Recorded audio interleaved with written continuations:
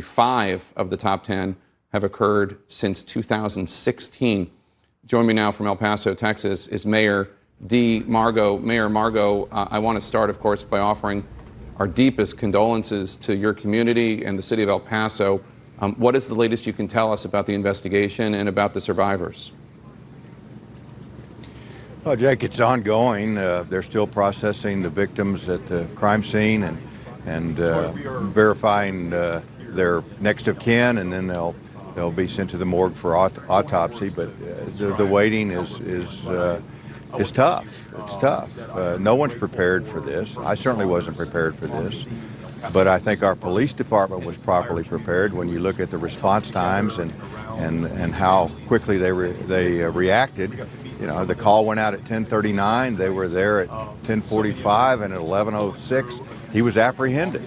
So it could have been, carnage could have been far worse. It was an evil perpetrator from outside of El Paso, and I do not believe an El Pasoan would have ever done anything like this. It is not reflective of our nature and our culture, and we're a unique region. I have relatives who live in Texas. My understanding is that it's back to school period right now, that school starts, I think, next week. Is it your understanding that people in the Walmart were shopping for back to school supplies and the like?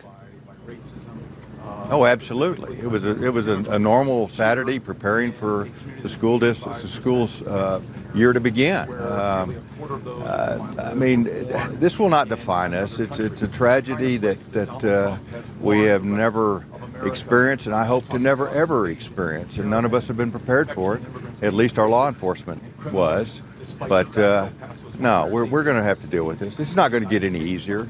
I don't think anything's going to be easier until after we, or start passing until after we finish these 20 funerals. That's what I'm concerned about, and that and the families. We understand the law enforcement officials are investigating this screed, this racist anti-immigrant document they believe was written by the alleged terrorist. What do investigators know right now about that document and its hateful message?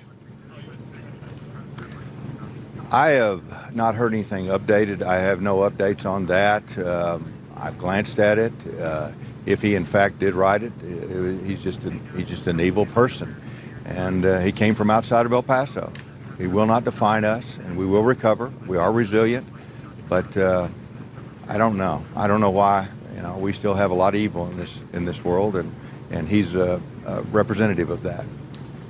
People watching right now that want to help, what can they do?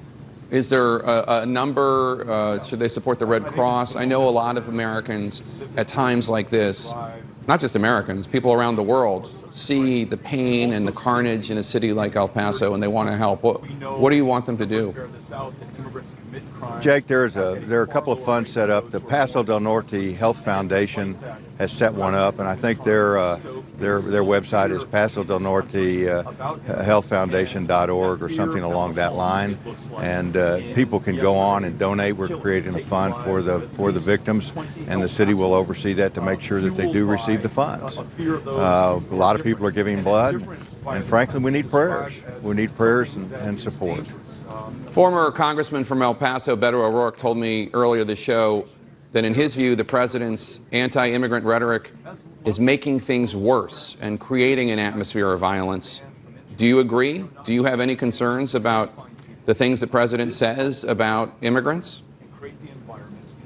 Jake, I'm not qualified to comment on that. I'm not a talking head. I'm focusing on the El Pasoans and the 20 deaths and their families and what it means to this community and how we can come together and not be victimized by this. This will not define us. We are a unique region that's been here for 350 years.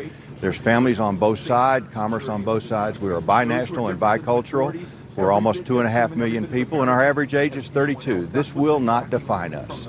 The Texas Land Commissioner, George P. Bush, said in a statement that, quote, white terrorism is a, quote, real and present threat that we must all denounce and defeat. Do you agree that white terrorism is a threat to the United States? Jake, I'm not qualified to respond to that any more than the previous question. I'm focusing on El Paso. There's evil in this world, and it's unfortunate. 4 of the 10 deadliest mass shootings in